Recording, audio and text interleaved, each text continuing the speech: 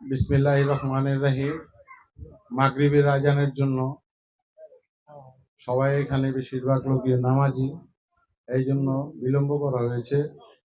আপনারা ধৈর্য ধরে বসে আছেন, সেই জন্য ধন্যবাদ জাগির খান মুক্তি পরিষদ।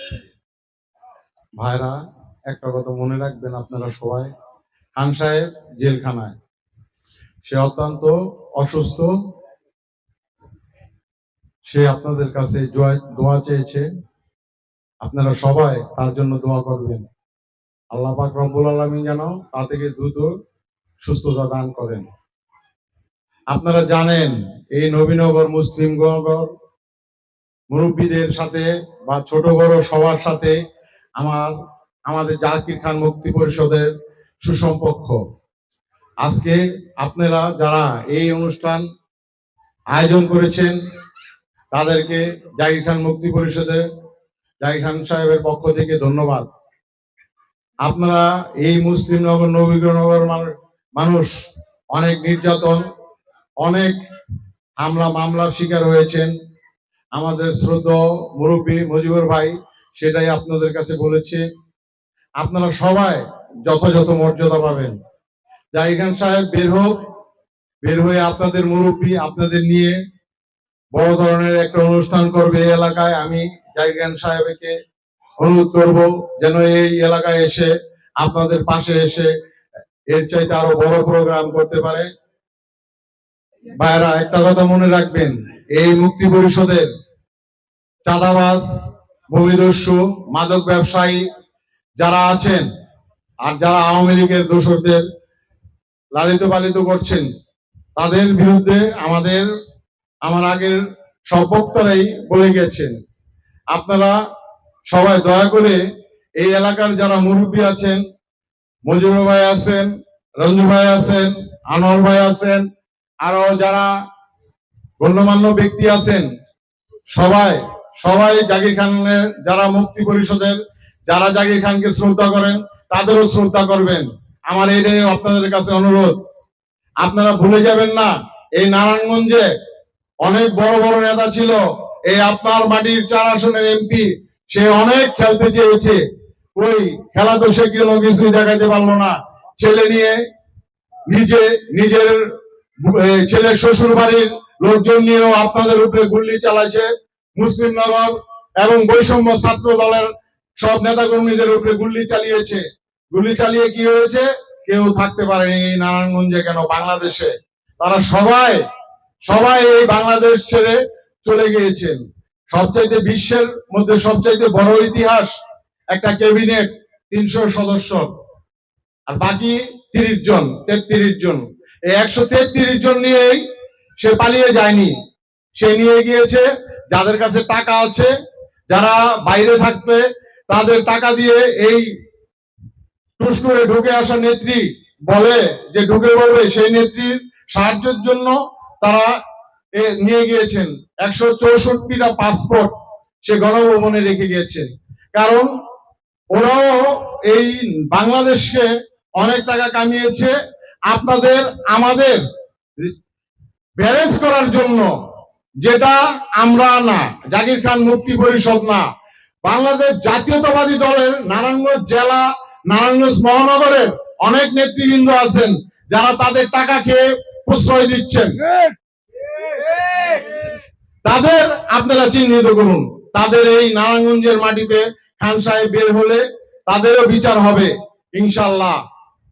আপনাদের আমার বক্তব্য দেওয়ার কিছুই নেই, কারণ আমার বড় ভাই মজিবুর ভাই, তারপরে আমার ছোট ভাই হোসেন, ফরিদ, বন্ধু সমতুল্য কাঞ্চন, তারপরে হৃদয়, আনোয়ার ভাই, এরা বক্তব্যে বলে গেছেন এই এলাকার পরিস্থিতি। আমার একটাই অনুরোধ, আপনারা জাকির খান মুক্তি পরিষদের যারা আছেন তারা এই জাতীয়তাবাদী দলেরই লোক, তারা এই মুরব্বীদের শ্রদ্ধা করবেন, তারা আপনাদের আদর করবে। আর কেউ যদি মুক্তি পরিষদ থেকে কোন মুরব্বীর সাথে বেয়াদবি করেন, আমি মজিবুর ভাইকে বলছি, মজিবুর ভাই আপনাদেরকে চিহ্নিত করে আমার কাছে আমাদের শ্রদ্ধেয় ছোট ভাই লিঙ্কন খানের কাছে, ফরিদের কাছে, হোসেন আপনাদের পাশেই আছে, আপনাদের সামনাসামনি আমাদের আগে আসতে পারবে, তাদের কাছে লিস্ট দিবেন। যদি কোন চাঁদাবাজ, কোন সন্ত্রাসী এসে এই এলাকাতে খান সাহেবের নাম বিক্রি করে, আমাদের কেউ নাম বিক্রি করে কোনো কিছু করতে চায়, আপনারা সরাসরি সেনাবাহিনী ম্যাজিস্ট্রেটই ক্ষমতা দিয়েছে, তাদের কাছে সুবায়ত করবেন। আমি জাতীয়তাবাদী দল আর জাকির খান মুক্তি পরিষদ এটার মধ্যে কোনো ভেদাভেদ নেই, আর যেই ভেদাভেদ করবে তারই সাজা হবে। এখানে যারা আছেন তারা সবাই জাতীয়তাবাদী শক্তির লোক, কেউ বাইরের নয়।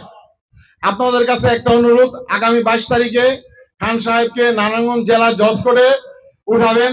আপনারা সবাই আজকে যারা এখানে এসেছেন কষ্ট করে আপনারা প্রতিটা প্রোগ্রামে যান। এটা আমরা এখানে যারা জাকির খান মুক্তি পরিষদের আছি, মৎস্যজীবী দলের আছে, মূল দলের আছে, শ্রমিক দলের আছে, যুব দলের আছেন, কৃষক দলের আছেন, সবাই জানেন।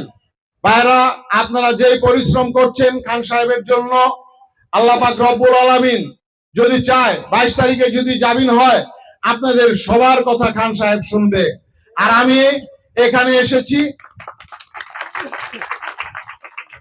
খান সাহেবের হুকুমে এসেছি, কারণ আমার এমন কোনো ক্ষমতা নেই যে আমি খান সাহেবের বাইরে যেয়ে কোনো কাজ করতে পারবো। আমার যা করতে হয় আমি খান সাহেবের কথা মতো করি। আপনারা খান সাহেবকে যদি ভালোবাসেন, এমন কোনো কিছুর মধ্যে যাবেন না যেটাতে খান সাহেবের ক্ষতি হবে, আপনাদের এলাকার ক্ষতি হবে। সেটা আপনাদের কাছে আমার অনুরোধ, আপনারা কোনো মতেই কোনো ভেদাভেদে যাবেন না, কোনো সংঘর্ষে যাবেন না। আপনারা মিলেমিশে মুরব্বীদের নিয়ে, আপনাদের এইখানে এরকম কোনো ব্যবসা নাই যাতে আপনাদের কোনো সংঘর্ষে জড়াতে হবে। আপনাদের পাশে ব্যবসা আছে, কিন্তু এখন তো সব জায়গায় খান সাহেবের যাওয়া নিষেধ। কারণ এখন আপনারা দেখছেন কেউ গার্মেন্টস দখল করছে, কেউ মানুষের বাড়ি পুড়ছে, কেউ চাঁদা নিচ্ছে। আপনারা একটা প্রমাণ দেখাতে পারবেন না জাকির খান মুক্তি পরিষদের বা জাকির খানকে যারা ভালোবাসে কোথাও যে কোনো হামলা, কোনো গার্মেন্টস, কোনো মাঠ, কোনো ঘাট, কোনো কিছু দখল করছে।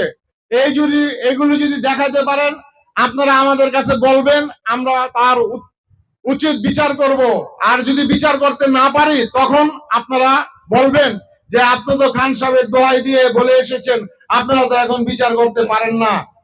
আমি ইনশাল্লাহ কথা দিয়ে যাচ্ছি, জাকির খান সাহেব যতদিন ভিতরে আছেন, তাকে না পেলেও জাকির খান মুক্তি পরিষদের সবাইকে আপনারা এই ঢাকা মাত্র এই দুর্বৃত্তদের বিরুদ্ধে পাবেন।